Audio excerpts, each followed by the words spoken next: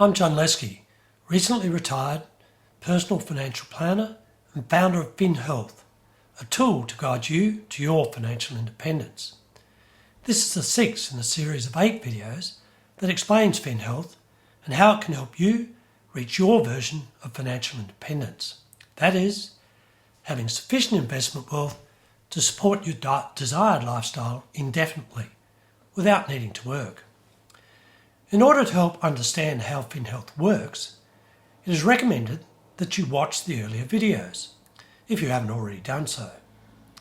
In the previous video, we discussed the need to be tax aware when investing.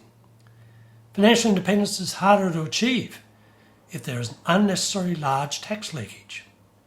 But tax shouldn't be the overriding factor when making investment decisions.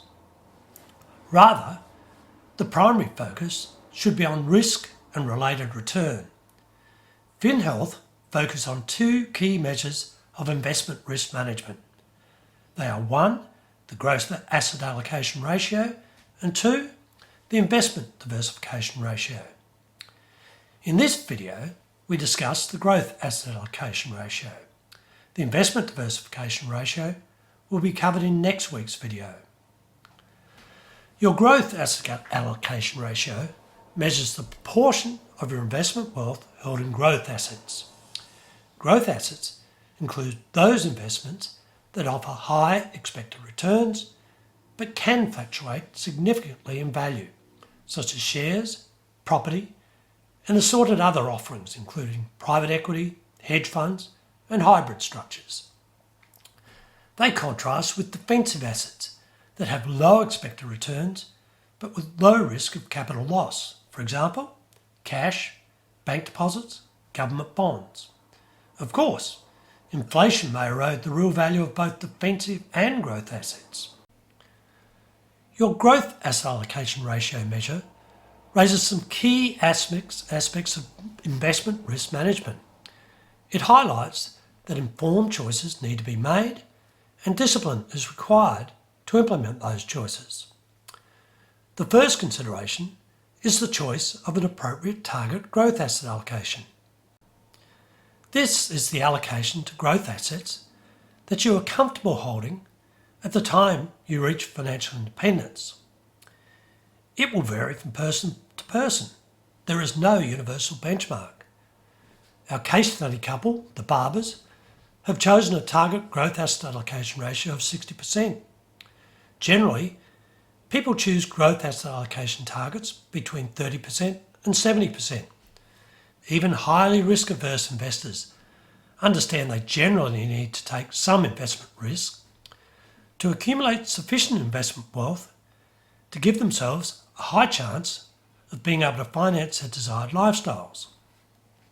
On the other hand, all but the most risk-tolerant retirees are able to cope easily with the 50% fluctuations in growth markets, seen both in the global financial crisis and in the early days of the COVID crisis, with most holding a component of their portfolios in defensive assets. Financial independence is having sufficient investment wealth to fund a desired lifestyle indefinitely without the need to work. This may or may not coincide with retirement, but is, by definition, the time when there is no capacity to recover from poor investment market performance through additional savings from working. So exposure to growth asset markets needs to be limited, both to protect capital and ensure your emotions don't drive you to abandon a well-considered strategy in the event of a severe market downturn. In our view, your maximum target growth exposure should be no greater than your attitude to risk will allow. That is, you should be able to sleep well, no matter what investment markets are doing.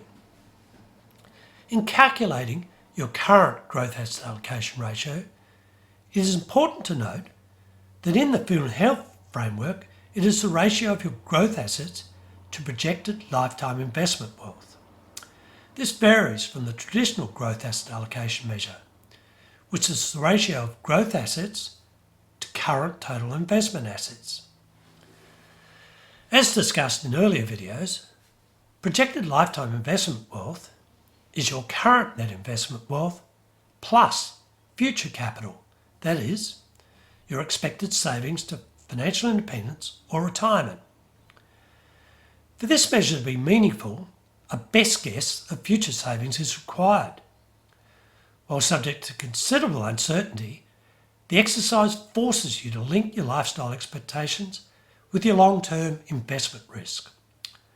A failure to explicitly consider future savings in determining your current level of investment risk could result in poor investment decisions.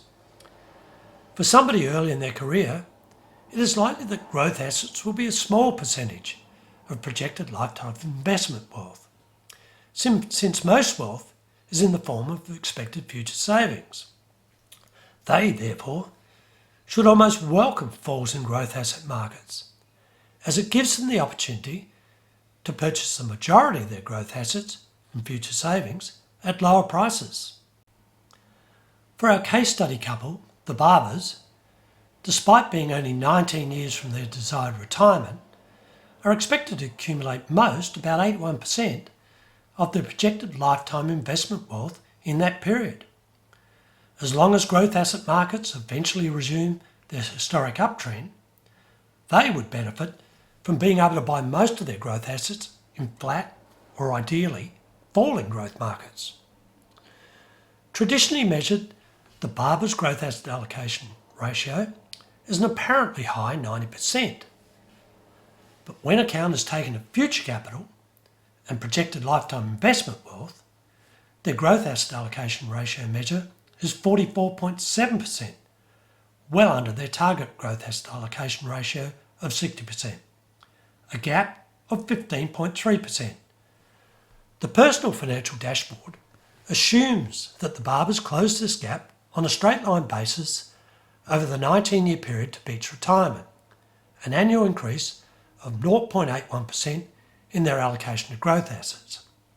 However, there are virtually an infinite number of paths to 60% growth target by Pete's age 65.